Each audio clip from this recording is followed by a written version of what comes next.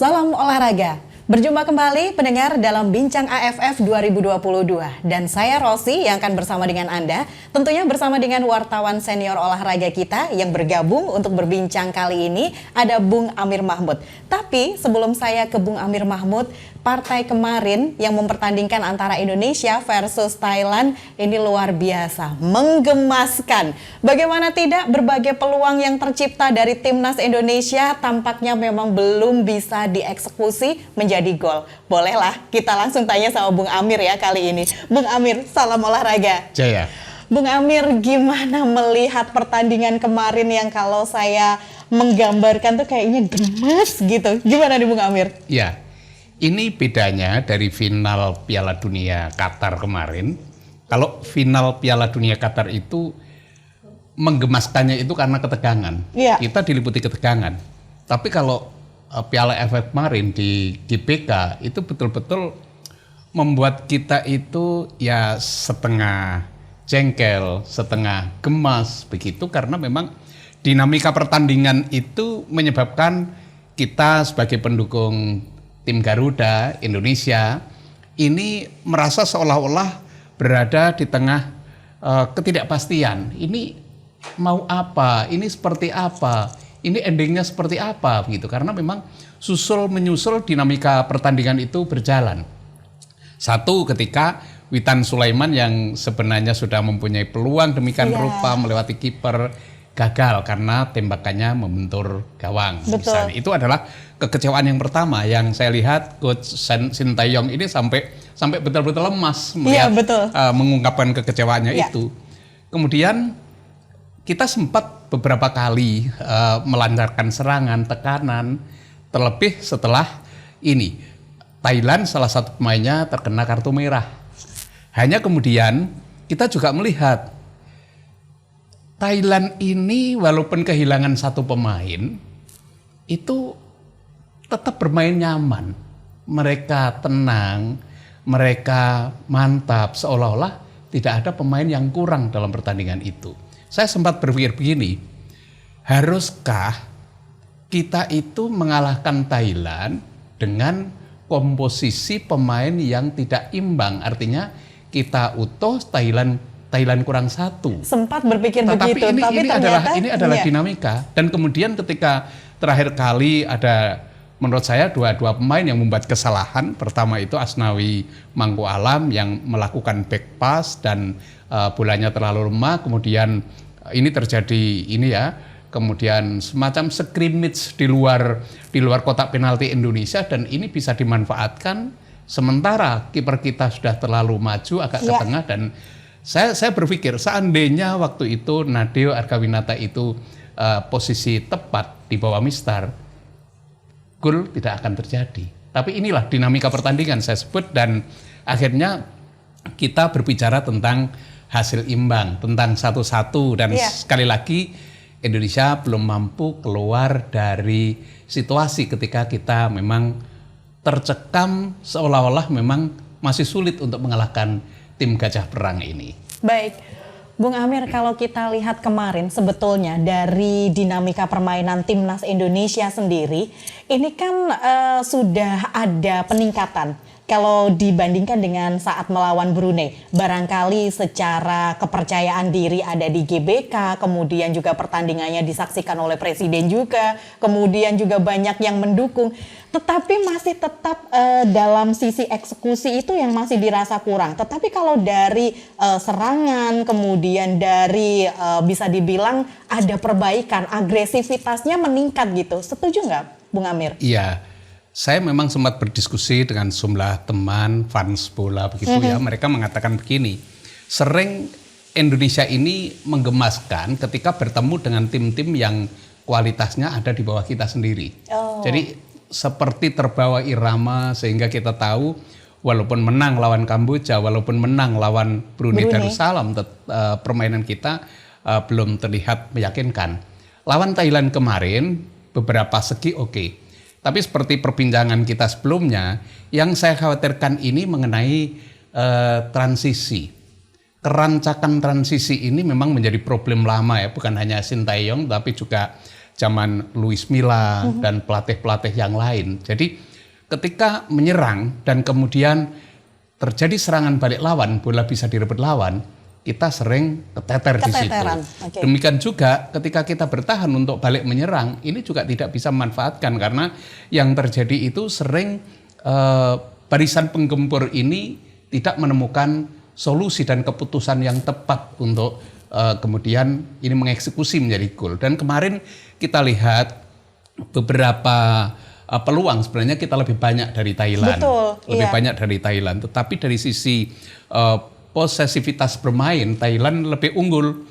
Itu beberapa kali terlihat ada 5 menit menguasai bola. Saya hitung sempat itu ada 7 menit Thailand itu sempat menguasai bola tanpa pemain kita bisa merebutnya. Ini kan menunjukkan bahwa ada sisi kematangan yang lebih dimiliki oleh tim lawan. Sementara kita ini sepertinya kita tidak yakin. Jadi konfidensi itu masih menjadi masalah kemarin menurut saya.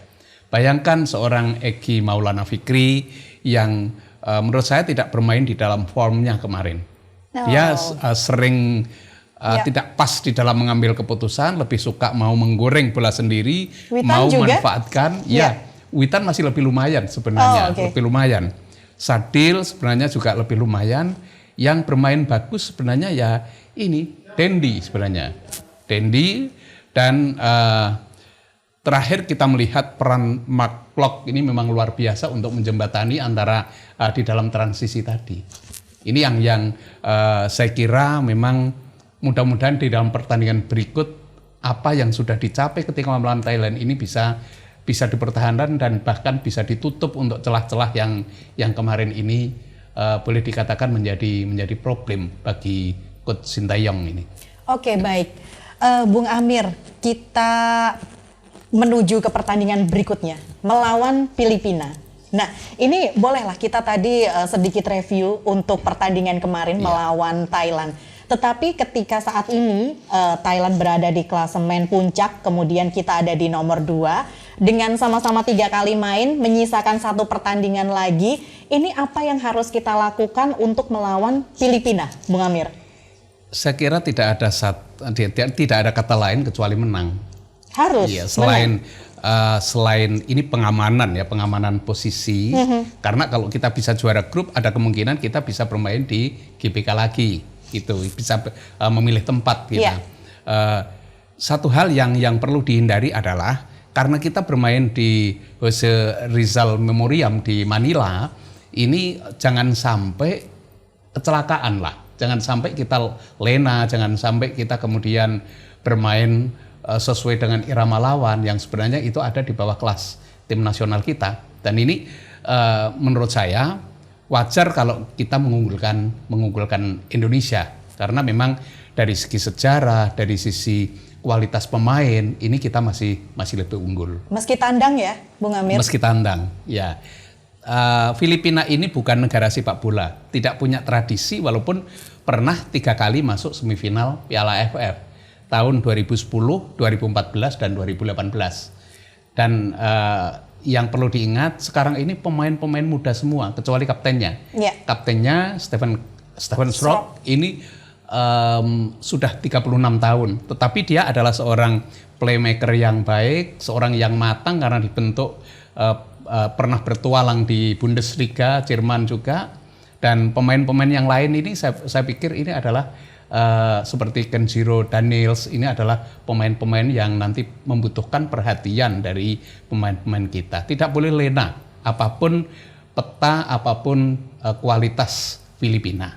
Baik, Bung Amir, ini kan sangat disayangkan kemarin pada saat bertanding di GPK melawan Thailand, ini ada sebuah insiden yang ini juga ternyata cukup mengusik dari pelatih Sintayong ya, bahwasanya ini tetap harus berhati-hati dengan adanya sanksi. Jangan sampai ada sanksi ketika supporter kita ini kemudian ada sedikit mungkin terbawa emosi dan sebagainya, tetapi ini memang disayangkan kejadian untuk lemparan ke bis dari Thailand. Ini kira-kira seberapa berpengaruh pada permainan atau mungkin ya ini memang cukup dijadikan ibaratnya sudah cukup stop, besok lagi jangan sampai ada yang demikian lagi.